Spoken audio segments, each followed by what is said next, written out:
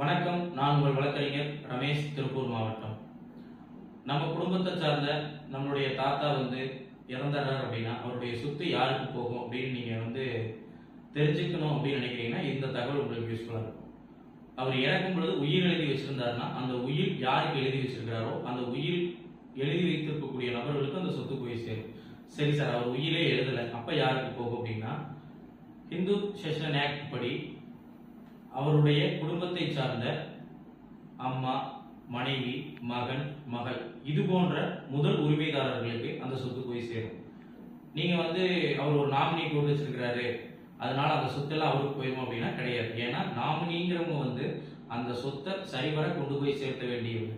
சரி, இப்ப ஒருத்தர் நாமினியா போட்டு வச்சிருக்கிறாங்க, பட் அவர் உயிரும் எழுதல, அவர்களுடைய குடும்பத்தை சார்ந்தவங்க யாருமே இல்லை அப்படின்னா அந்த சொத்து கண்டிப்பா நாமினியை போய் சேரும்.